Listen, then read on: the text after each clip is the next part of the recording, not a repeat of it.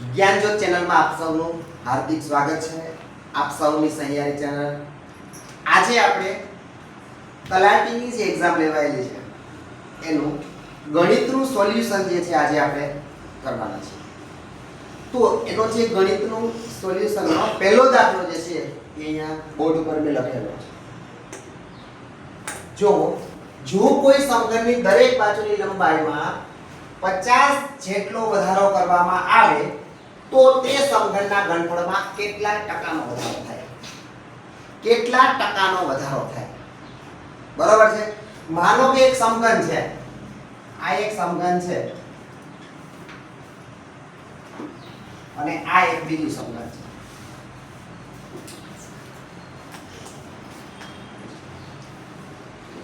સમઘનની લંબાઈ, પહોળાઈ અને ઊંચાઈ જે છે એ ત્રણે ત્રણ સરખી. તો માનો કે આની સમઘનની લંબાઈ જે છે એ 2 છે, એ 2 સેમી છે. તો 50% નો વધારો કરું તો નવા સમઘનની લંબાઈ મને કેટલા મળે? 2 ના 50% કેટલા થાય? 1. 2 માં 1 પ્લસ કરો તો કેટલા થાય? હવે આ સમઘનનું ઘનફળ જો આપણે ચોખ્ખું કીધું કે ઘનફળમાં કેટલા ટકાનો વધારો થાય તો બંનેનું ઘનફળ ગોતવું પડે. આ જે છે આ ઘનફળ 2 નો ઘન કેટલો થાય? 2 ગુણ્યા 2 ગુણ્યા 2 કેટલો થાય? આ છે 3. 3 નો ઘન કેટલો થાય? 27. 3 નો ઘન કેટલો થાય? 27. હવે જો 27 માંથી 8 બાદ કરો કેટલા વધે? 19 વધે. 19 વધે. બરાબર છે. હવે એને ટકામાં શોધો તો છેદમાં 8 ગુણ્યા 100. 1900 ભાગ્યા 8.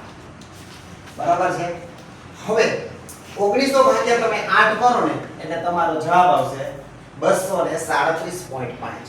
237.5 જવાબ આવશે.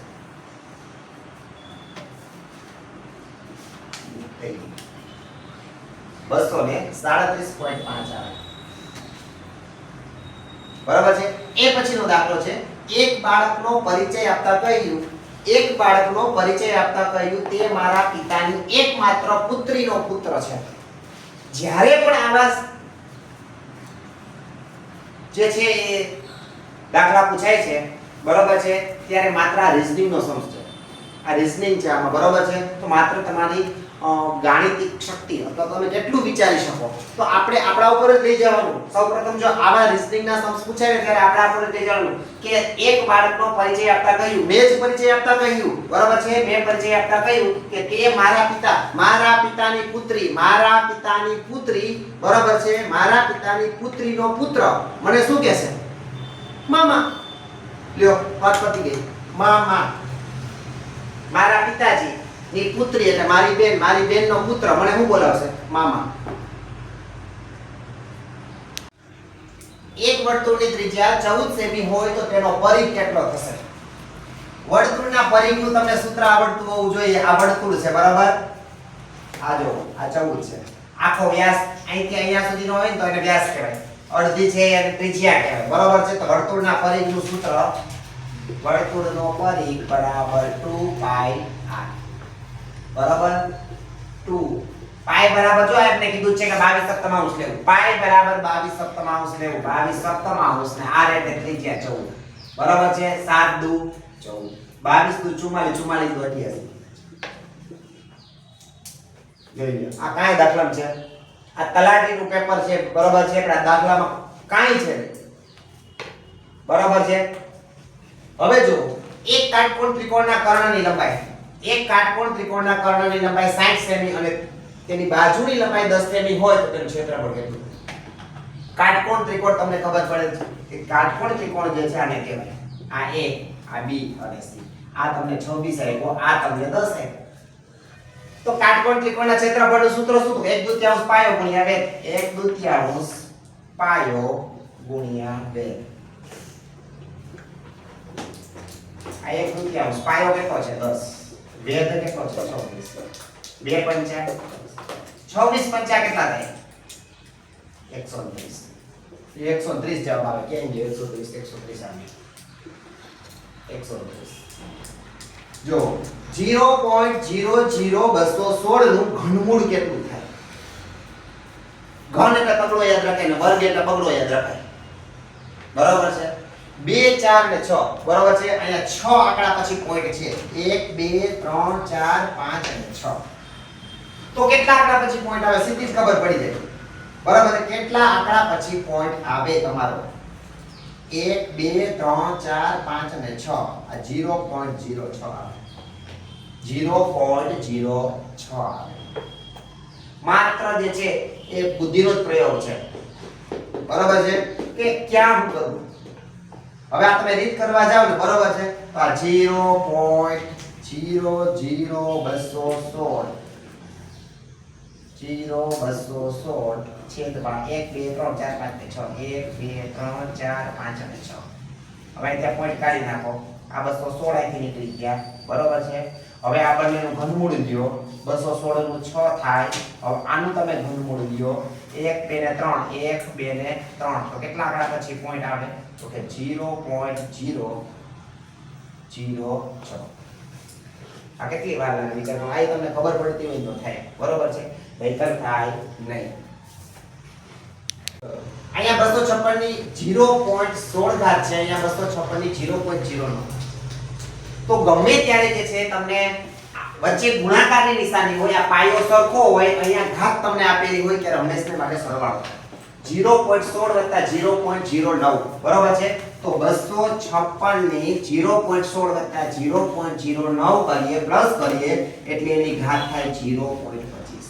હવે આ 0.25 પછી બે આંકડા છે એટલે 100 મૂકી દો એટલે 25 ચોક કેટલા થાય? 100 થાય.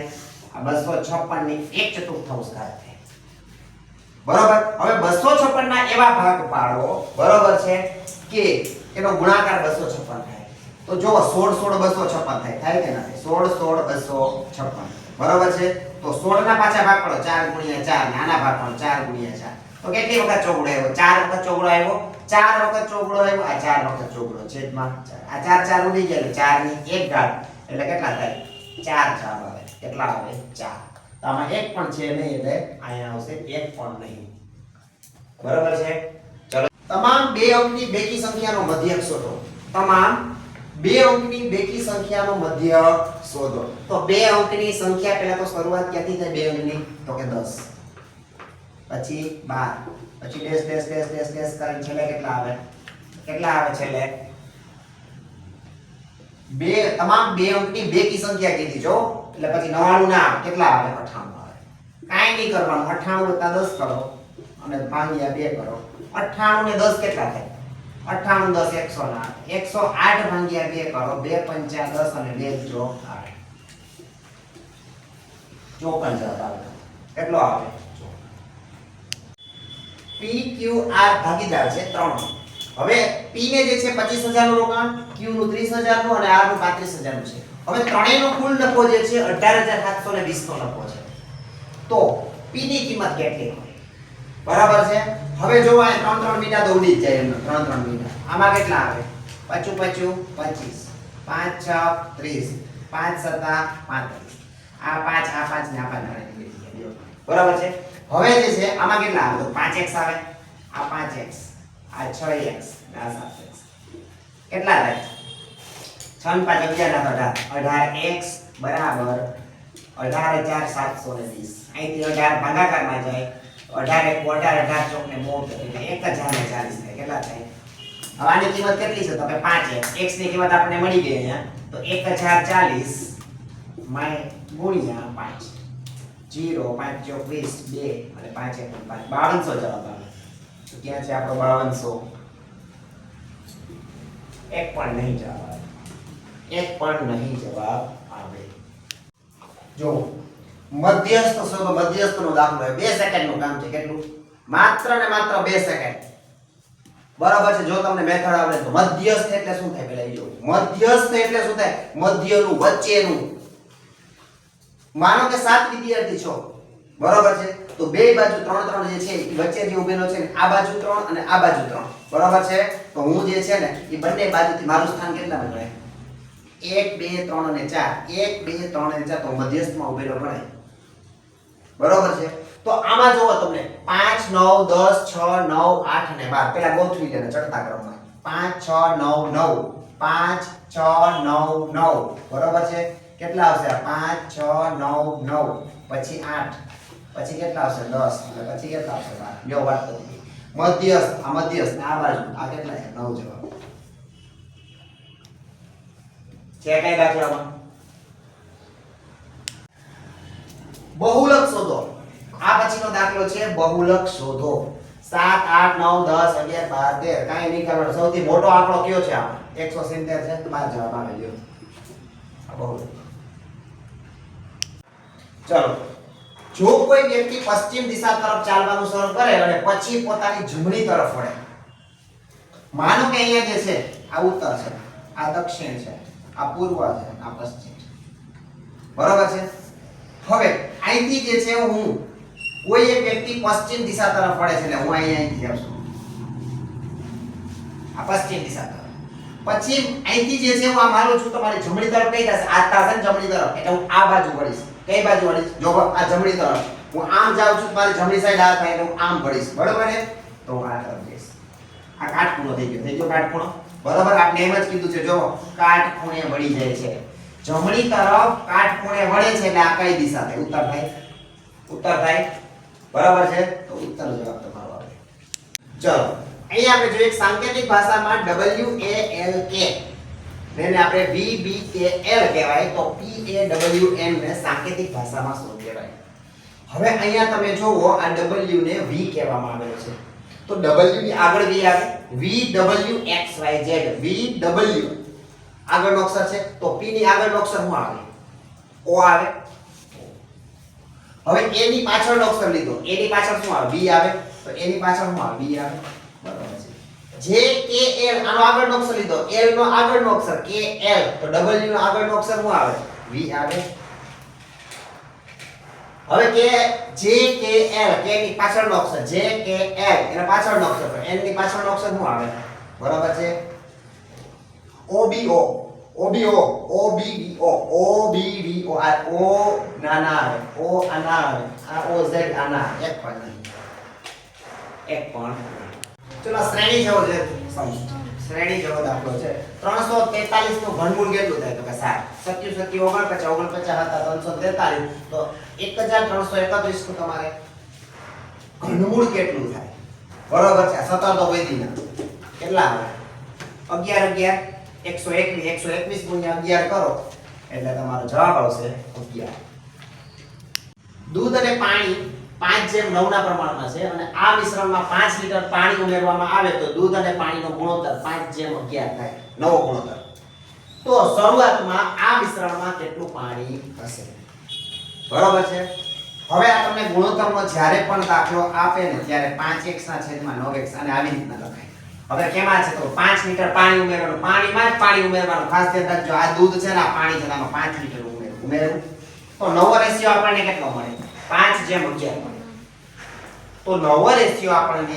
5:11 મળે બરાબર છે મારો ચોકડી 11 50 ને 55x 9 50 ને 45x 55 ને 25 55 માંથી 45 કાઢો એટલે 10x વધે અને 25 x બરાબર 2 25 ના છેદમાં 10 એટલે x બરાબર 2.5 આવે x બરાબર મને 2.5 મળ્યું તો મારી આગળ શું કીધું આપણે પહેલા એ ખબર પડવી જોઈએ કે મિશ્રણમાં શરૂઆતના આ મિશ્રણમાં કેટલું પાણી હશે તો આ પાણી છે આ કેટલું છે પાણી છે તો 9 ગુણ્યા 2.5 કરો તો કેટલું થાય 9 દુ 18 ને 4 22 પાણી થાય કેટલું થાય 22.5 લિટર તમારી પાસે બરાબર છે 22.5 લિટર જે છે એ પાણી હોય 36 75 108 વડે વિભાજ્ય હોય તેવી 5 અંકની નાનામાં નાની સંખ્યા કઈ બરાબર છે જો આ દાખલો ન આવડે તો તમારે ટાઈમ વેસ્ટ ન કરાય સ્કીપ કરાય હું તો મારી દ્રષ્ટિએ આને સ્કીપ કરાય જો તમને આનો લસા લેતા આવડતો હોય ને તો સીધું પતી જાય બરાબર છે હવે જોવો આ સંખ્યા જે છે 10200 ને જે છે આપણે 36 વડે 75 અને 108 વડે ભાગી શકીએ ખબર પડવી જોઈએ આમાં 9 ચોક 36 15 25 તેરી 75 ન ભાગી શકાય આને 10,540 બરાબર છે. 9 ચોક ને 36, 25 ને 75 આને ના માંગી શકાય બરાબર. 10,800 કાં તો તમારે આ જવાબ આવ્યું કાં તમારે આ 50-50 તમારે કરવું તમે રિસ્ક લઈ શકો આ બેમાં બરાબર છે. ને કાં તમારે ભાગાકાર કરવો પડે બરાબર છે. મેં આ દાખલો જે છે ચેક કરેલો છે બરાબર છે. ને તમારો જવાબ જે છે 10,800.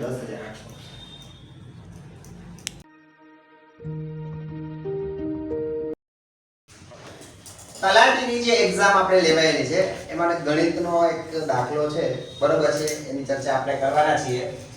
રેવન્યુ તલાટી 14/9/2025 બરાબર છે. હવે એમાં 256 ની 0.16 અને 256 ની 0.09 ઘાત આપેલી છે. તો આ દાખલા છે કેવી રીતના આપણે ઉકેલવો જોવો તમે. તમને ખબર છે કે જ્યારે ગુણાકારની નિશાની આપણને આપેલી હોય અને આપણને આધાર જે સરખા હોય ત્યારે આપણને ઘાતનો સરવાળો થાય. શું થાય? ઘાતનો સરવાળો થાય. તો જો આ 256 0.16 વત્તા 0.09 256 કેટલા થાય? 0.25 થાય. કેટલા થાય? 0.25 ને આપણે કઈ રીતના લખી શકીએ? અપૂર્ણાંકમાં લખવું હોય તો બરાબર છે. અને 1/4 લખી શકીએ. 1/4 લખી શકીએ 0.25 બરાબર છે. તો 1/4 256 ની 1/4 ઘાત. હવે જુઓ 256 ને એવી કઈ સંખ્યા જે છે કે એનો ગુણાકાર 256 થાય બરાબર. તો કે 16 × 16 16 ના પાછા ભાગ પર 4 × 4 × 4 થઈ ગયું. ચોકે ચોકે 16 16 ચોક 64 64 ચોક 256 બરાબર છે. તો 4 ની 4 ઘાત કરું ને અહીંયા 4 ની 4 ઘાત કરું એટલે 256 થઈ ગયા. થઈ ગયા 256. હવે એની 1/4 ઘાત બરાબર છે.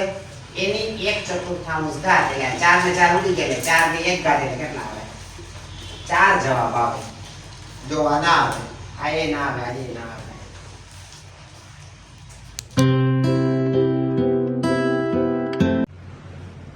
ચલો આજે આપણે જે છે નીચે પૈકી કઈ સંખ્યા વડે વિભાજ્ય સંખ્યા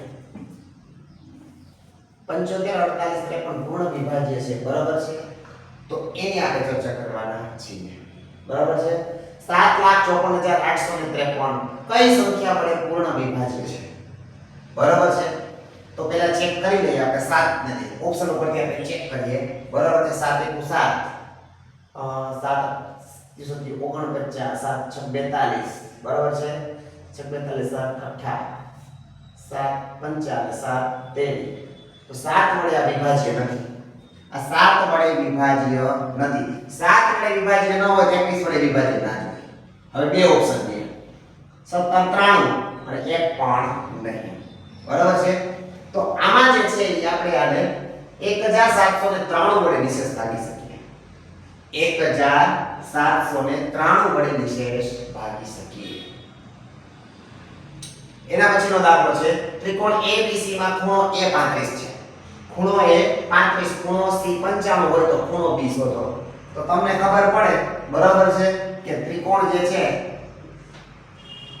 એમાં A B અને C આ બે ખૂણા જે છે તમને આપેલા છે. આ બે ખૂણા બરાબર છે. એક છે આ 35 અને એક છે 55. તો ત્રિકોણના ત્રણેય ખૂણાનો સરવાળો કેટલો થાય? 180 બરાબર છે. તો ત્રિકોણના ત્રણેય ખૂણાનો સરવાળો 180 થાય તો 180 માંથી આ બે સંખ્યા આપણે બાદ કરી નાખીએ બરાબર છે.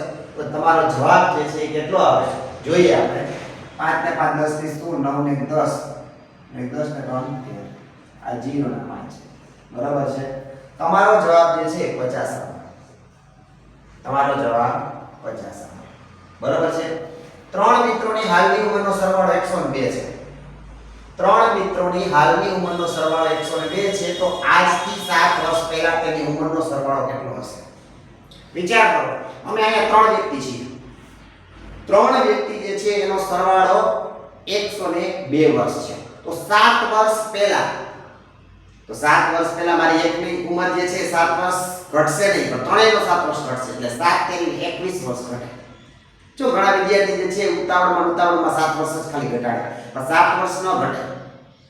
7 તેરી 21 ત્રણનો જે છે ઉંમરનો સરવાળો ઘટે 102 માંથી 21 ને બાદ કરો તો કેટલા વધે? 81 વધે. તો જો આ 81